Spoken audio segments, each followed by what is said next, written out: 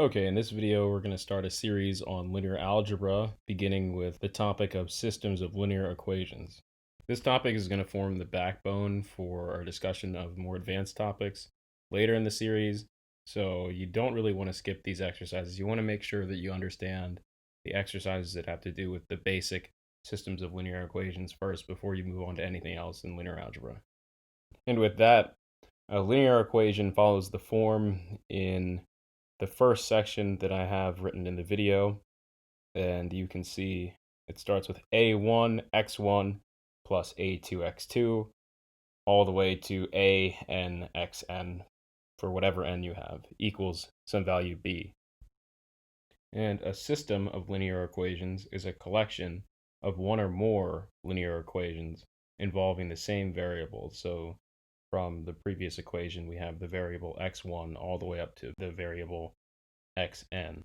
And generally, your task is going to be to find a solution of the system. So a solution of the system is defined as a list S1, S2 to Sn of numbers that makes each equation a true statement when the values of Sn are substituted for Xn.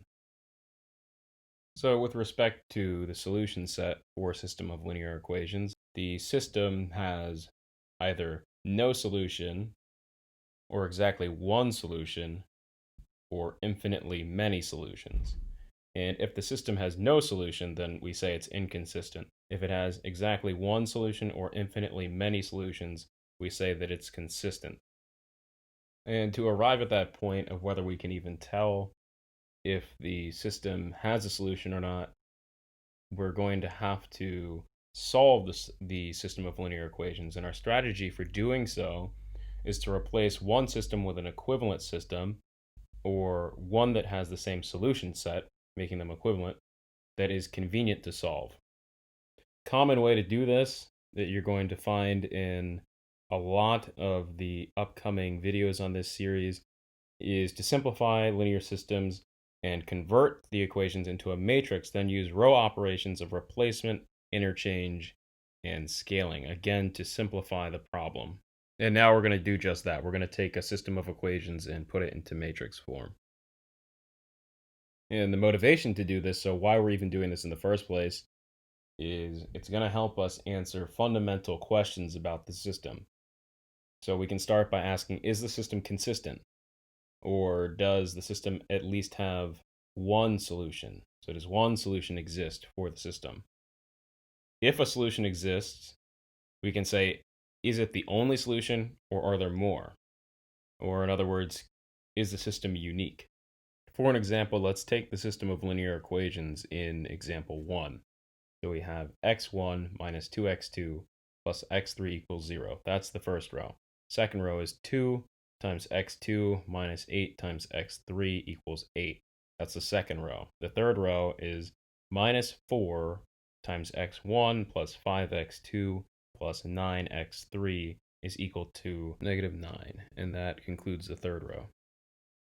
And we note that the augmented matrices, or if the augmented matrices of two linear systems are row equivalent, then the two systems have the same solution set. I'm not sure if that's written correctly in the video, so it should say, if the augmented matrices of two linear systems are row equivalent, then the two systems have the same solution set. So knowing this, and remember we want to simplify the system of equations, let's take the coefficients. So let's now write the coefficients of each variable, so the variable being an xn, so x1, x2, so of each variable aligned in the columns from the first system. So we have the top row is 1, minus 2, 1.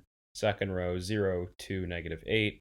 Third row, negative 4, 5, and 9. And that's a coefficient matrix. So it's an m by n, or so m rows by n columns. So it's a 3 by 3 matrix. Now we're going to do this again, but this time we're going to keep the last column. So it's now going to be a 3 by 4 matrix. And the first row is 1, negative 2, 1, 0. Second row, 0, 2, negative 8, 8. Third row, negative 4, 5, 9, negative 9. And this is the augmented matrix. So if you look under each column, I have the corresponding variable from the first linear equation that I've shown, or the general form of linear equations that I've shown previously.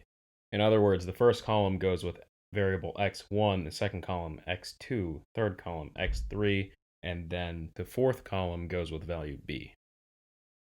To reiterate, the goal is to simplify.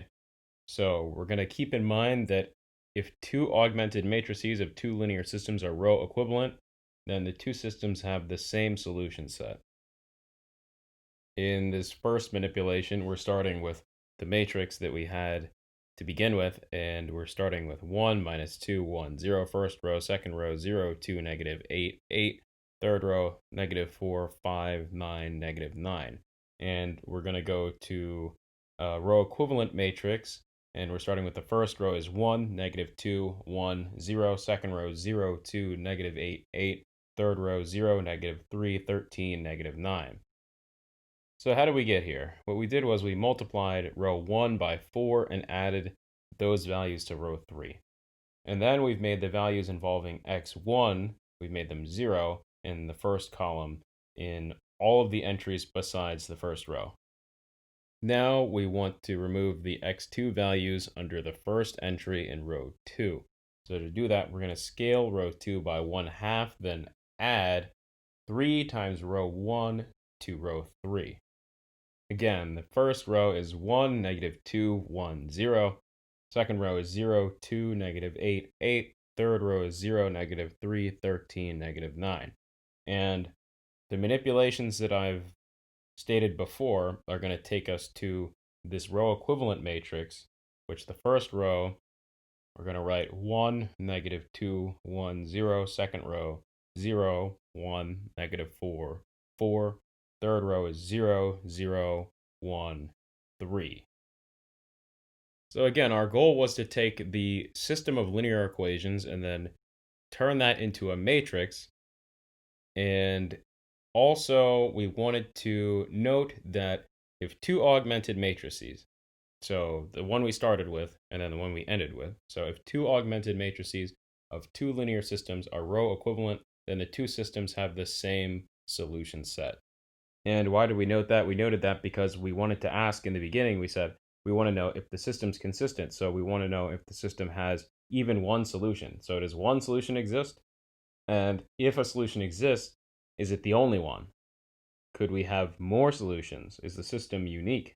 So in equation 4, we have that linear system written as a row equivalent matrix in triangular form, and row 3 tells us that 3, the variable x3, is equal to 3, from which we could compute x2 and then x1. And since we could do that, we know that we have at least one solution and the system is consistent, so that answers one of our questions. And since x3 has one possible value, x2 is uniquely determined by equation 2, and correspondingly x1 is also uniquely determined by the equation in row 1, so the solution of the system is unique.